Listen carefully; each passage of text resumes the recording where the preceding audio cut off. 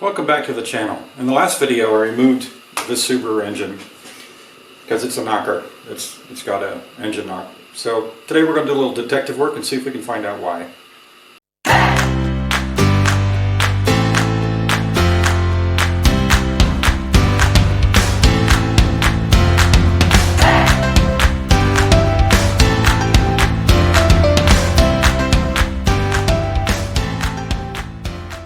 Alright, here we go. So I'm using all air tools today because my 3/8 cordless impact batteries have died. So I've got this snap-on 3/8 gun that I've had, no joke, since 1987. And I pulled it back out of retirement to help me take this thing apart because my 3/8 gun died. The gun is okay, but the batteries are dead. So anyway, I mention that because you may hear the compressor kick on in the background. If so, I'll try and fast forward through those bits, and let's get started.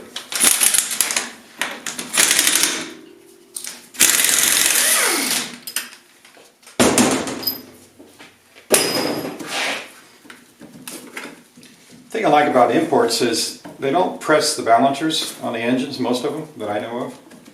They're slip fits. So when you're pulling a balancer on an import, typically you just pull the bolt out and slide it off. Where on a domestic product you would have to get the puller and pull it because it's a press fit. I'm going to start by pulling the timing belt off.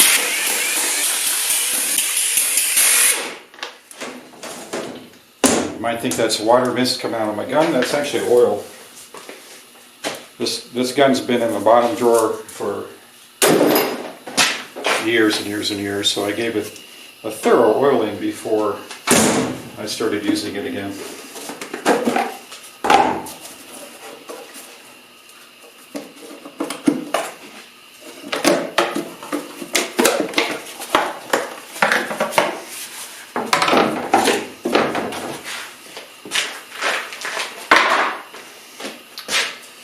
Okay, let's see if I can remember how the timing belts come off on these.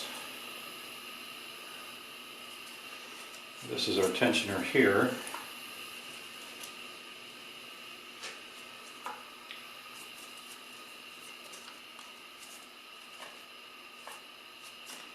Looks like this is a composite plastic pulley. You got to be careful with that so I don't break it. But this is my tensioner. I guess I could just zip those tensioner bolts out, pull it off that way. Take the pulley loose.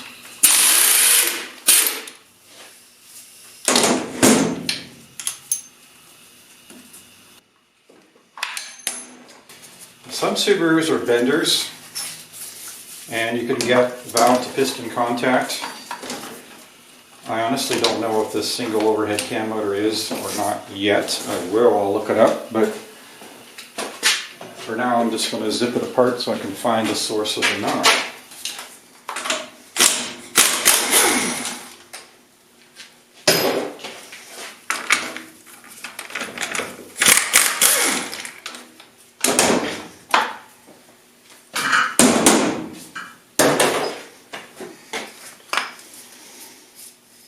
You know, these plastic pulleys, you got to be careful with them not to break them.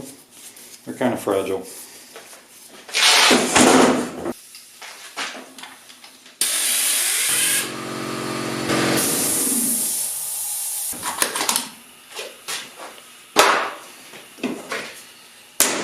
You might be thinking, why don't I pull the oil pan off first?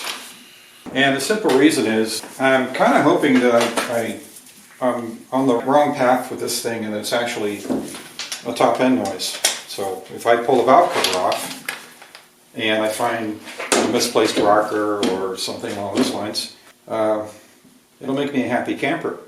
And even though I put a stethoscope in the middle of this engine, you know, engine noises can be very strange. Sometimes they can telegraph from other areas and make it sound like, yeah, it's coming from right there and it's way over here somewhere.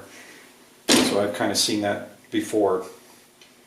So I'm going to pull the valve covers off first and look at the rocker gear and make sure all that's good. And then from there I would just go ahead and pull the heads off and then flip it over and take the oil pan off and we'll see what we can see.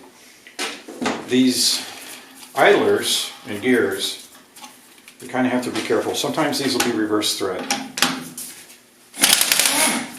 is not, thankfully. And the simple reason for that is if the pulley is spinning backwards, let's say, in this direction, they'll use a reverse thread bolt so that it's in the natural tightening direction for the bolt and not loosening it. But this one is not, thankfully.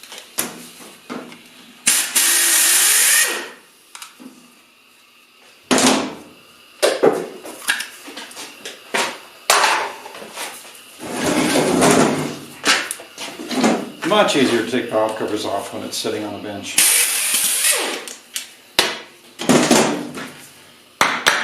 Definitely easier to do them off the car than in the car.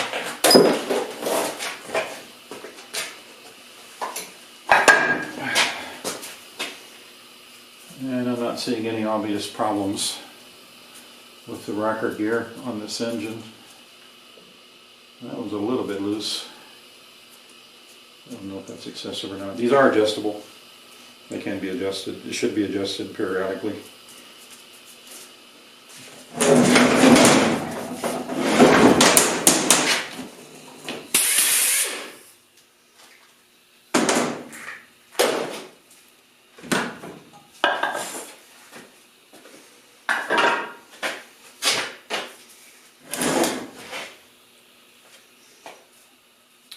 Take the sticks too much.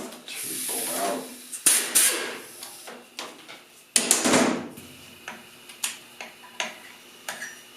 This is a common leak point in these as well. The spark plug tube seals when they leak. You'll notice it when you pull a plug wire out of the cylinder head and it's full of oil. Pretty common.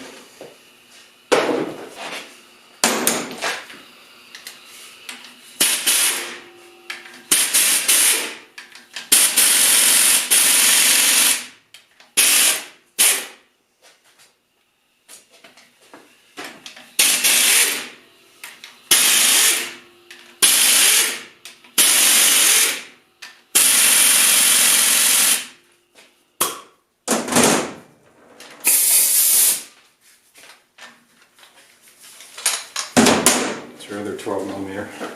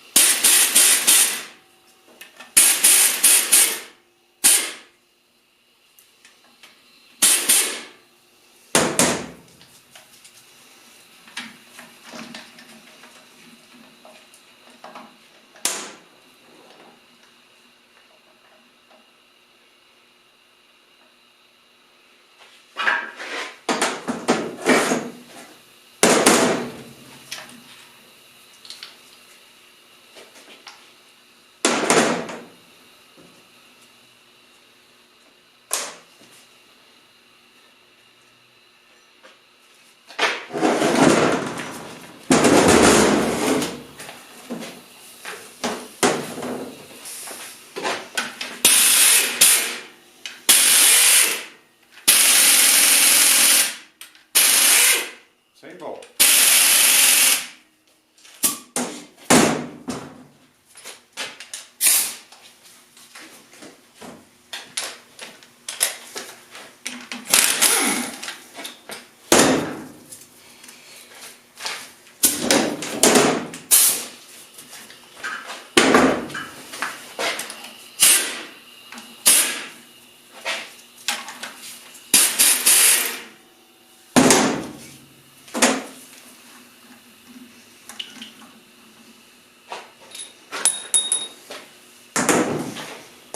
Typically when I'm tearing these apart, I'll try and keep this kind of stuff together. Just easier that way.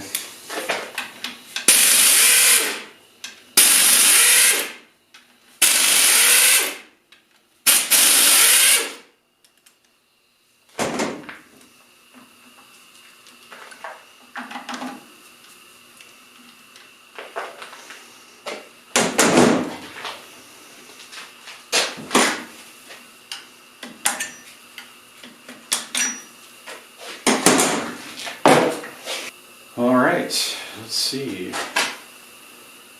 Looks like the cam stays with the head bolts are an inverted, or 12 point. Let's see if I got something to fit that. That's probably a 9/16, but it will work. The socket, that is, not the bolt. I'm cheating.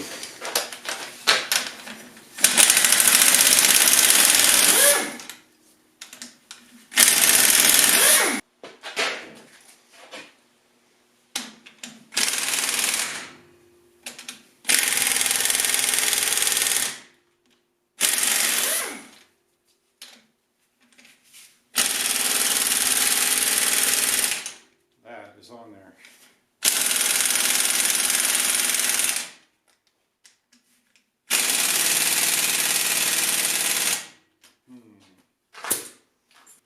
Try oiling up the gun a little bit.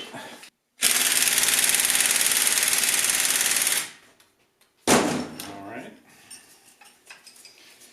Means I'm going to have to put a breaker bar on it.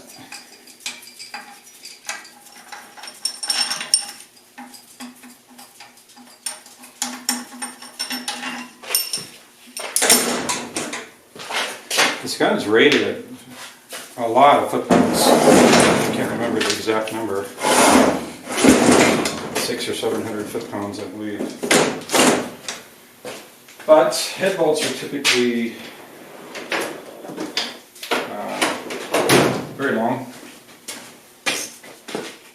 So with an impact, you know, the impact's hammering on the head, but the shaft is twisting. Acts like a big torsion spring, so it's not getting down to loosen up the threads where it needs to be. So sometimes you just have to put a breaker bar on it.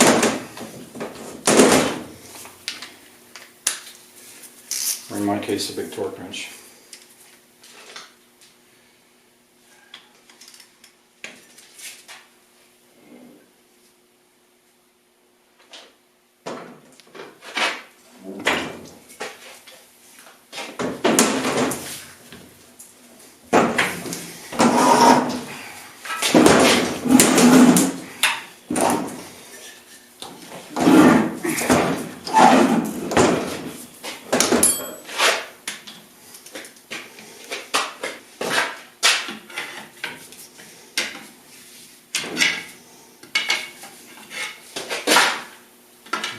Last time.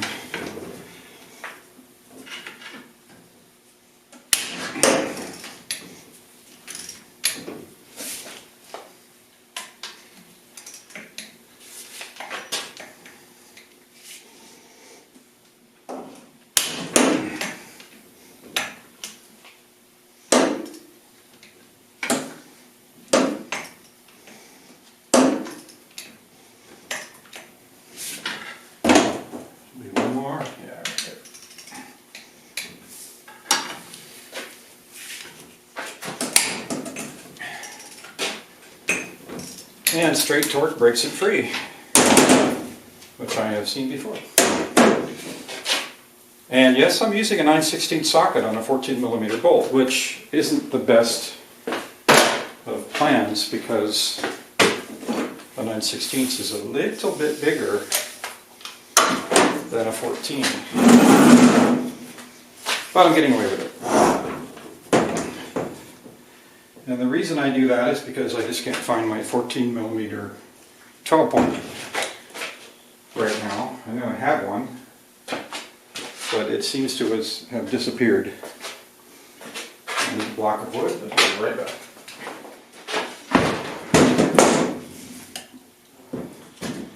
And when I'm in a hurry, I tend to do that. I'll grab, if I know something will work, I'll grab it. Because I've been doing this for 30 years. 43 years, and you can actually feel the point at where the socket starts to slip, and if you feel that, you can just stop. I don't know if this is just going to flop off, so I'm going to hold it. Yeah, it's going to just flop off.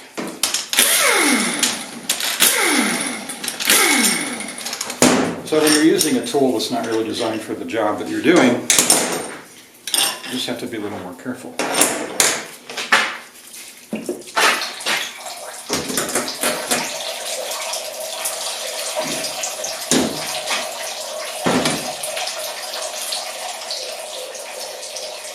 see absolutely no problem with this cylinder head at all. Looks good.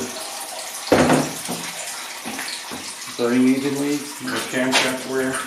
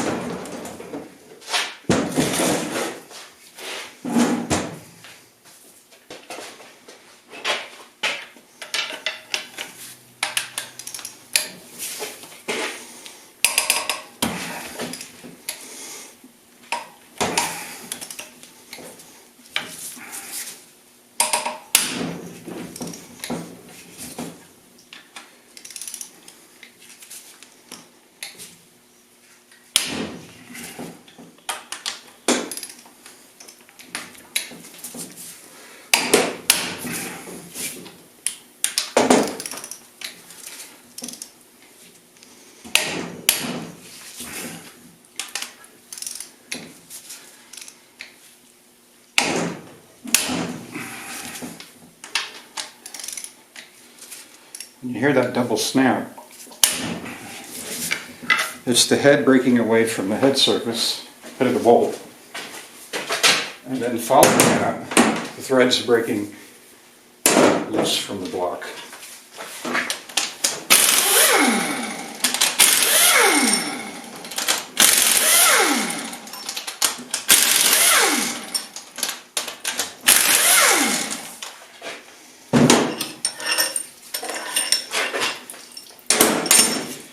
All the head bolts are the same, so I can put it all in one pile.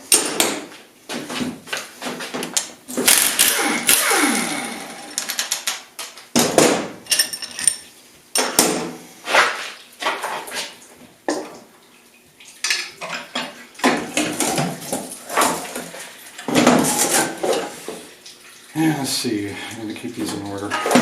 This one actually belongs on the right side. This one actually belongs on one side.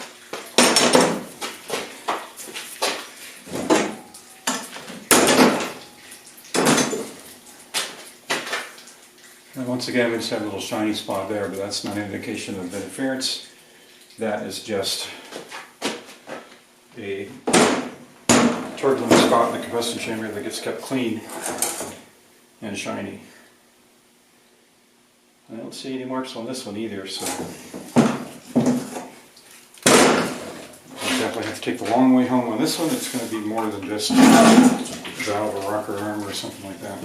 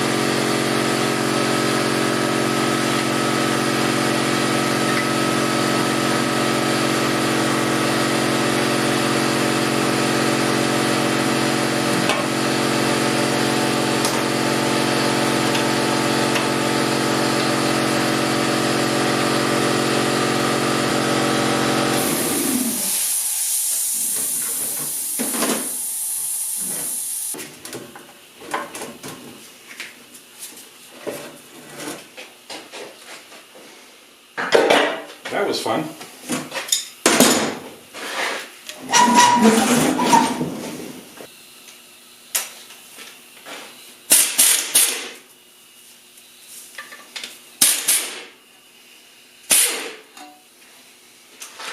So as I was saying, using a tool for which it was not intended is not a great idea. But when you're flat rate, sometimes you have to do that. You just have to be more careful. There's a bunch of metric and SAE sizes that interchange, like 11 millimeter and 7/16 will interchange. 16 millimeter and 5/8 will interchange.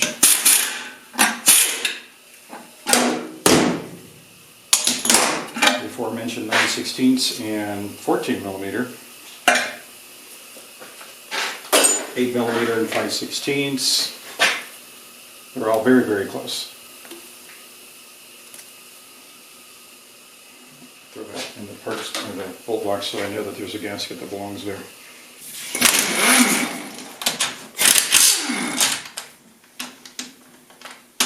That's a case where it really needs a 14.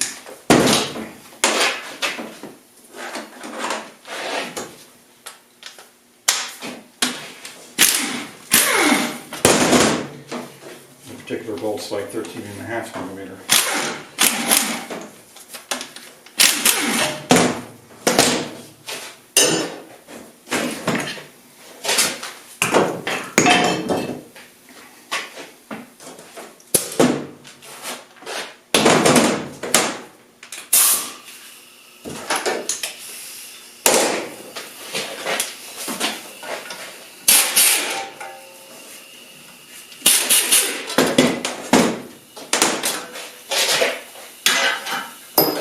You can't see, but underneath the bench I'm laying this stuff in logical piles.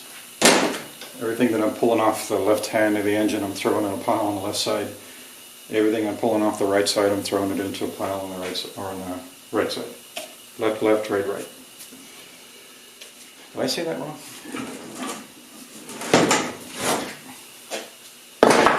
I guess I'll figure that out in the edit.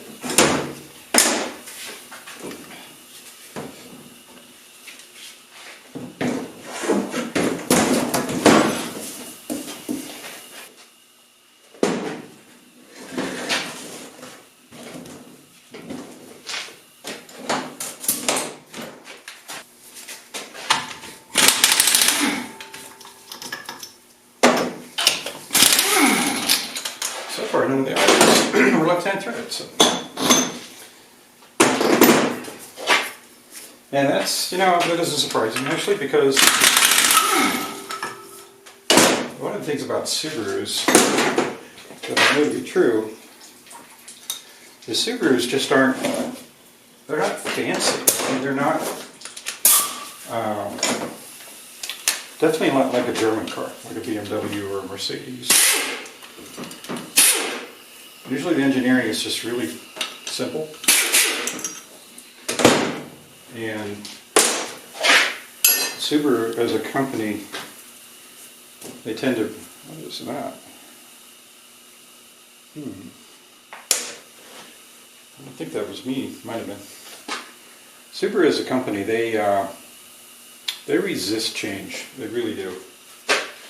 So they'll stick with a design for years and years and years. They just recently switched from timing belts to timing chains. That was a recent switch a few years back. They held off doing that for the longest time. And they finally did.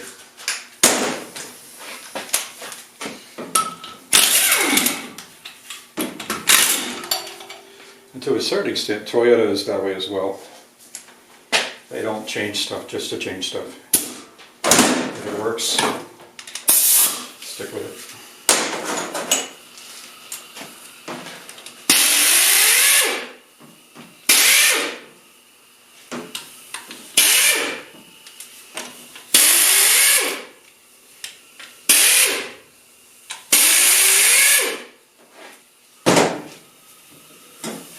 I really do not know what I'm doing right now because I've never gone this deep in a Subaru before.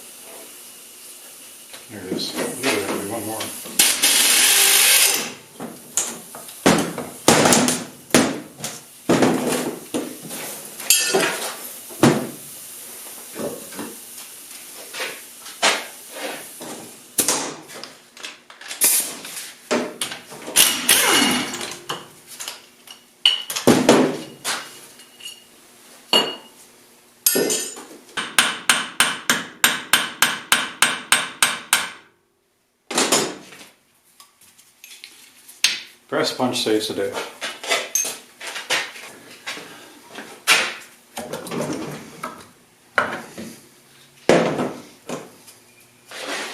The oil pump. I assume it's just fine. And this next wire.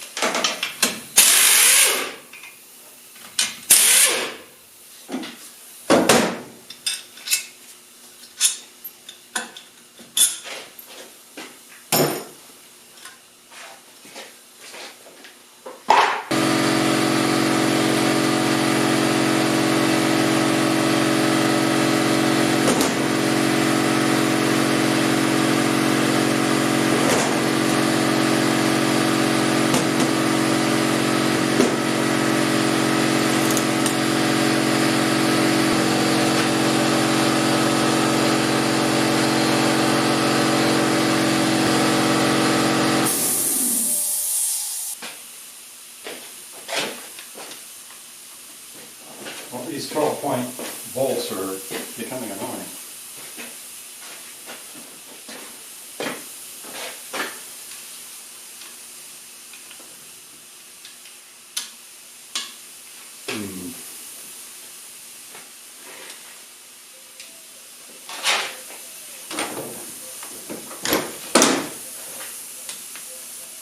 So that's a 12, which means that's probably also a 12 millimeter 12-point. Okay, that'll work. That's for drive shafts, but it'll work for this.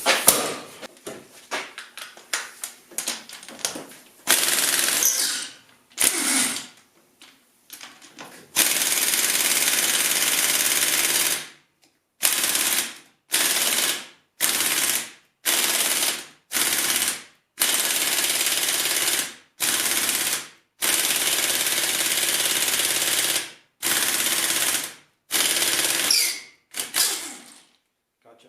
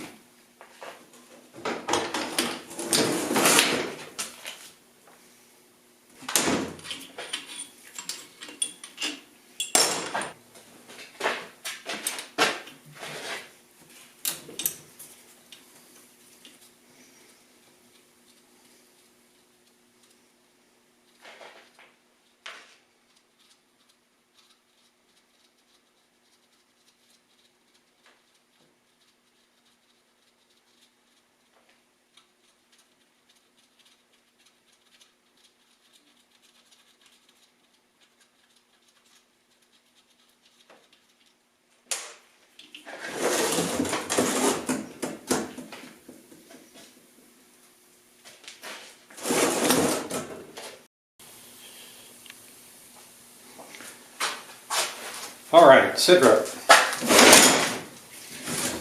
So there's bolts in here that hold the two halves of the case together. There's 4 on this side,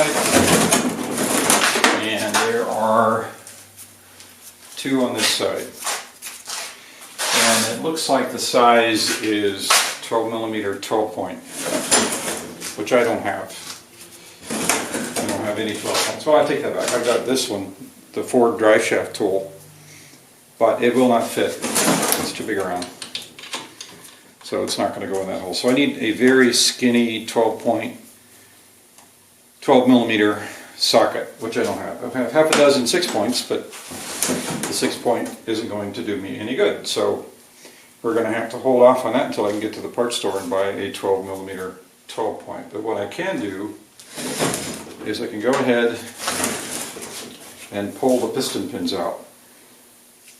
So you got to pull the pins out of the pistons and get the pistons out of the block, or at least get them loose from the small end of the connecting rod, because the piston won't go down through the case half.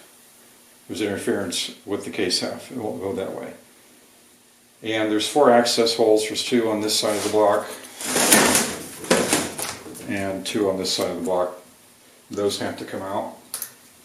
And once we get those out, then we'll have access to the piston pin keepers and we can pull those out. So I'm going to go and do that now.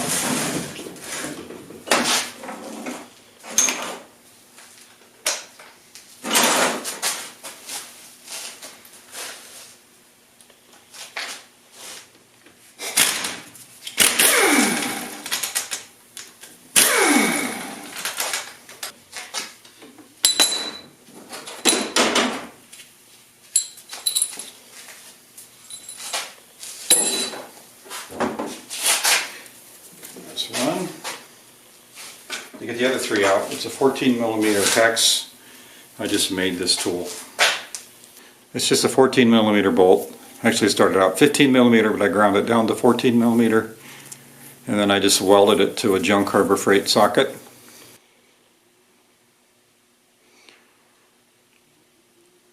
And I can put that on the impact and just hammer it out, hopefully.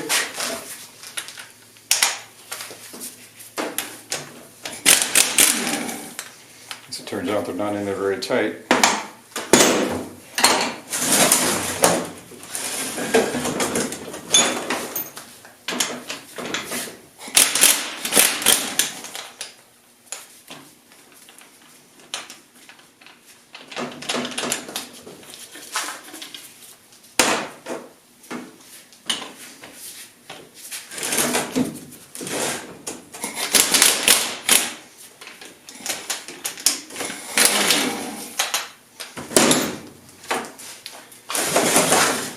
There we should have access to the piston pins if the pistons are in the right place.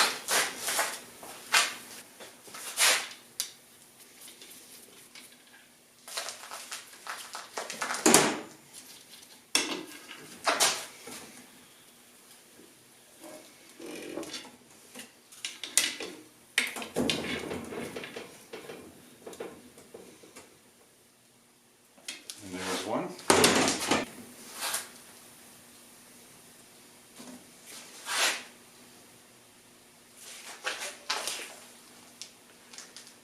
So there's one piston pin,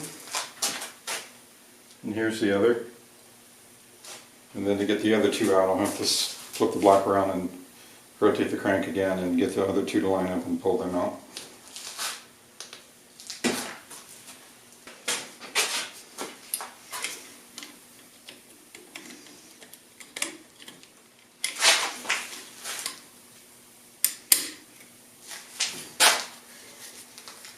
There's one.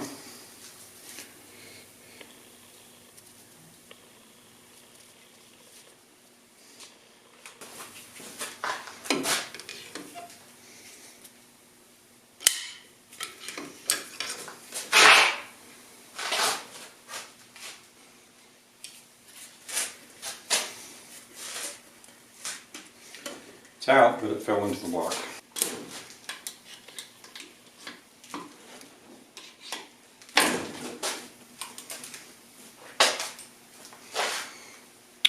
That was kind of tricky.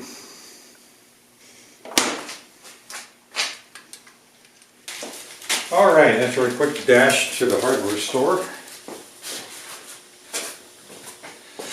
now have a 12mm 12-point 3/8 drive thin wall socket. And this should be the tool that allows me to get those head bolts out, or case bolts is what they're actually called, crankcase bolts. So there's 2 on this side of the block, and there's 4 on this side of the block that have to come out. But before I do that, I need to get the pins out, and I'll continue to do that. And the way that I'm going to do this is I'm going to stick a long screwdriver in, and I'm going to push it through from the other side. So that pin needs to go through. So what I can do is just take a long screwdriver and go in and gently tap it until it goes through. And then flip the block around and do the same thing to the other side. So let's see how that works.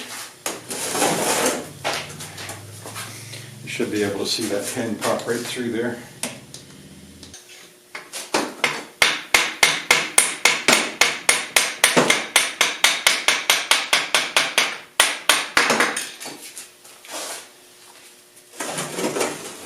And it's coming through.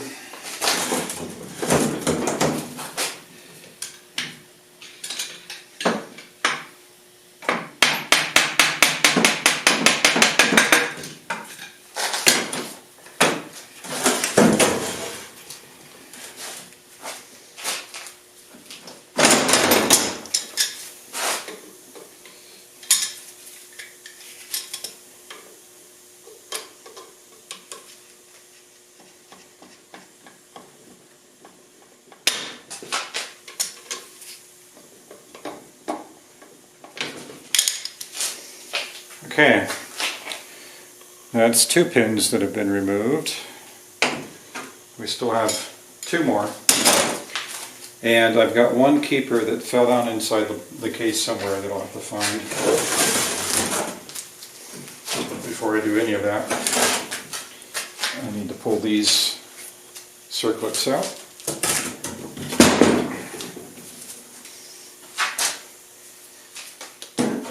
To do that, I have to rotate it around again.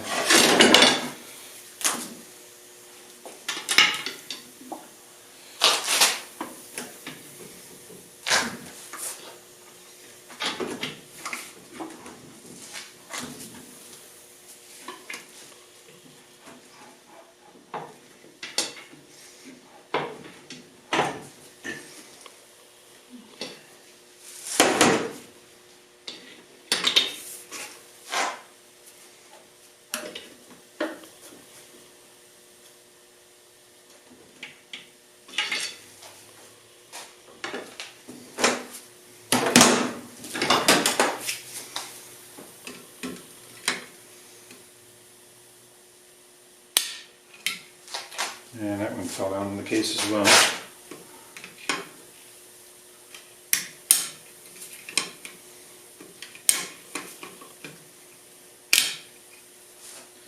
Got that one out though.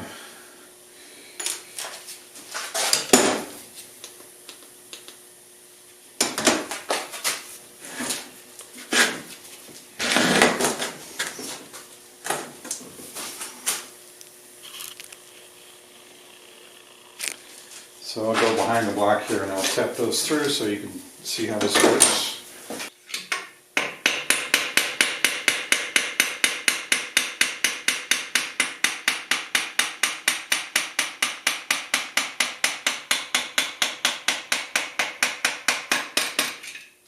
One down, one to go.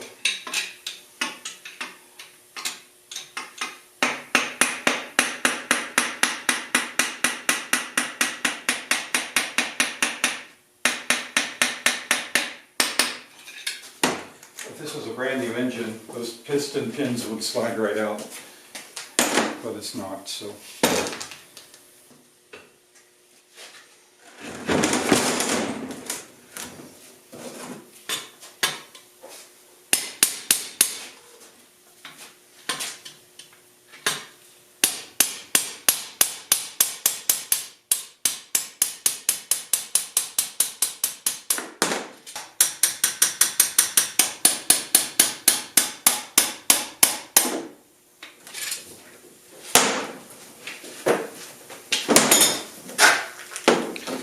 And that's 4.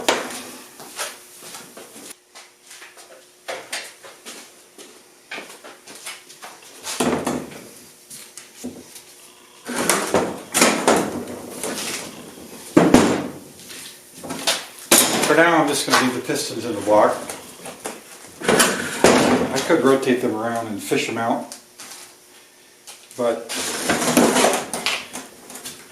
Then I would have to mark them and take note of the orientation, and I have to be careful that I didn't flip them 180 degrees. And so before I do any of that, I want to get it split to see what's actually wrong with this engine so that I can order parts.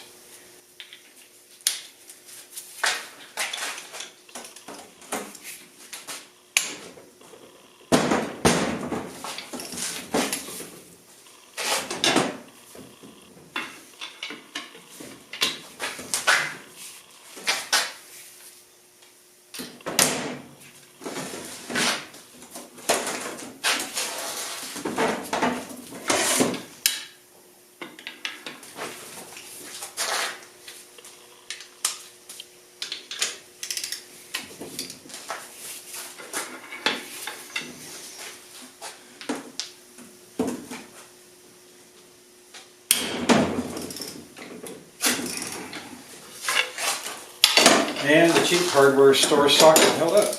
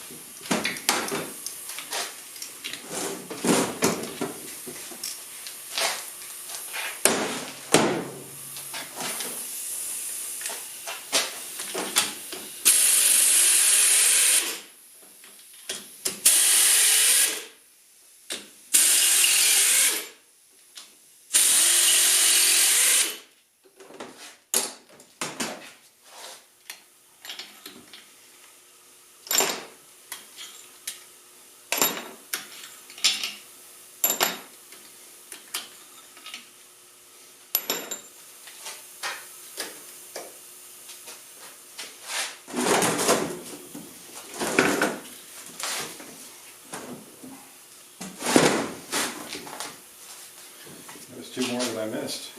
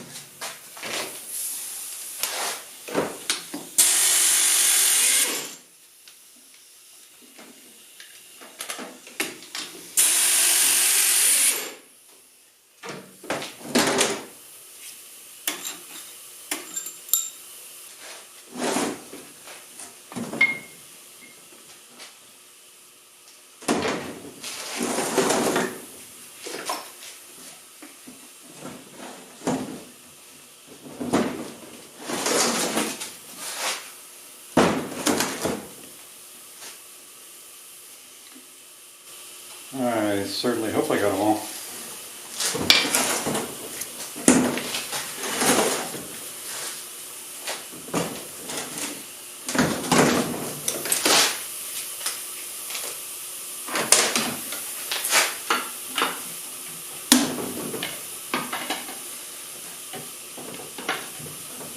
And it appears I have.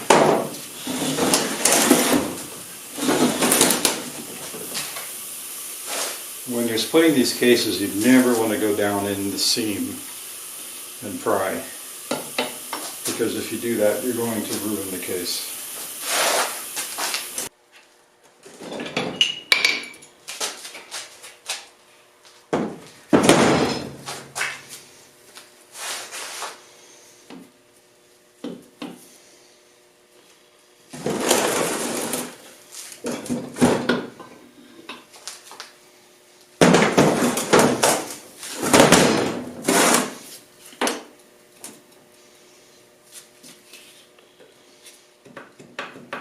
Aha!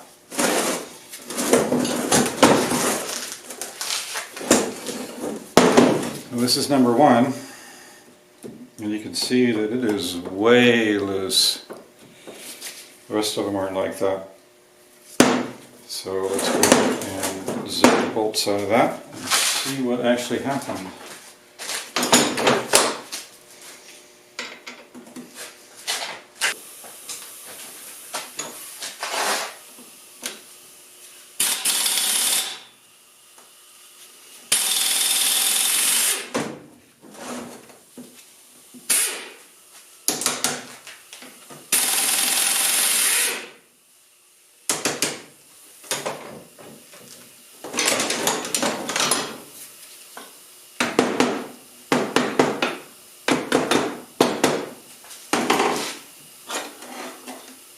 Oh, major carnage.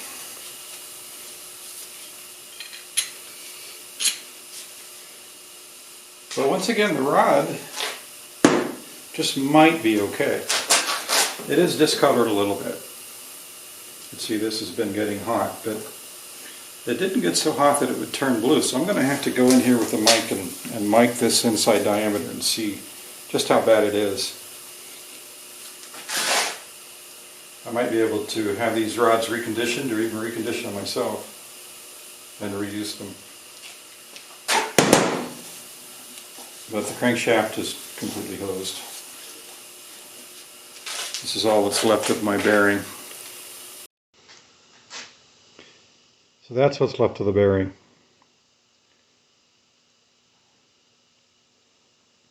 So this did spin a rod bearing. That's exactly what happened. And there's only one half of the bearing. The other half is already gone. So if you look here,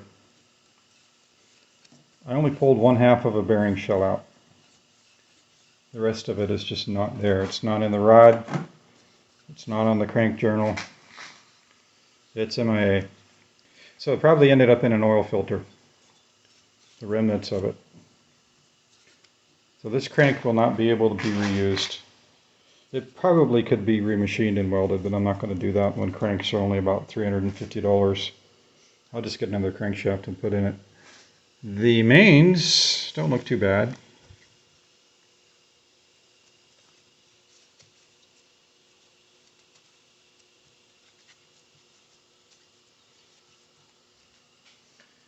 But I'll replace those as well, just because.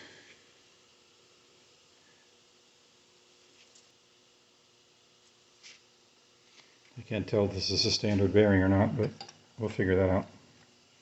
It probably is. So, what causes this in Subarus? Now, I'm not going to say definitively that a Subaru issue caused this, because I'm not sure. All I know is that it spun a rod bearing, and I'm not sure why. There's lots of things that can cause a rod bearing to spin. Lack of oiling is probably the most common thing. So if you run low on oil and the bearing starves for oil for even just a split second, it can seize on the journal. the bearing grabs the crankshaft journal and then it breaks free of the rod and starts spinning. And the one issue I've heard with Subarus is sometimes they don't have enough crush on the bearing to hold it in place. And that's a function of the dimension of that inside surface. It's supposed to be a certain dimension, and if it's too loose, if this hole is too big, then the bearing doesn't have enough crush, there's not enough grip on the bearing, and the bearing can spin easily. But it may never happen as long as it's well oiled, so it could have been run low on oil, but it doesn't seem to me that would be the case because number one is the first rod journal to get oil on a Subaru. They oil from the front, so this last rod would be the one that would start for oil soonest. And it appears to be okay. Doesn't seem loose at all. So what I've read online is that you have to be very careful with the sizing dimension of these rods. Subaru gives you a spec, and you want to put that spec on the tight side. So they'll give you a window of clearance.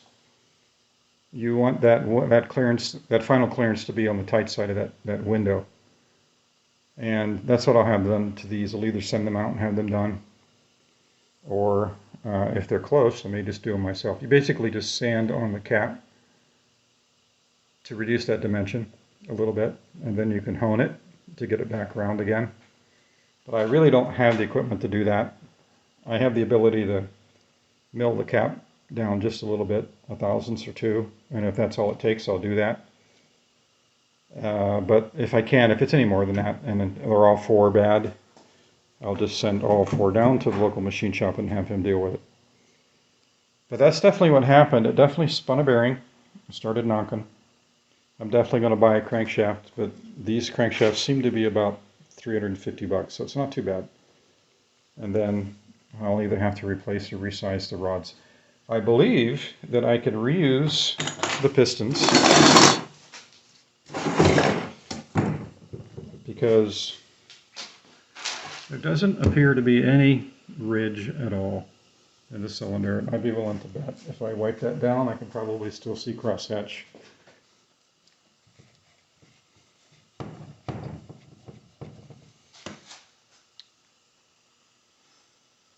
Now it does show some glazing, so I think I will take these pistons out and measure these bores and see where they're at. Kind of hard to tell what's going on here until I do that. I don't see crosshatch. Well, there is a little bit. Yes, there is. But it kind of disappears right there in the middle of the bore. So I will have to determine whether this thing needs to go oversized. Probably not. No ridge to speak of, but when you're this deep, it really pays to do that because you're already here, and if I have to go oversize, might as well do it now. But mystery solved. Little detective work has discovered that it spun a rod bearing number one rod. So we're going to be putting at least a crankshaft and at least resizing rods on this engine. Hey, thanks for following along. Thanks for watching.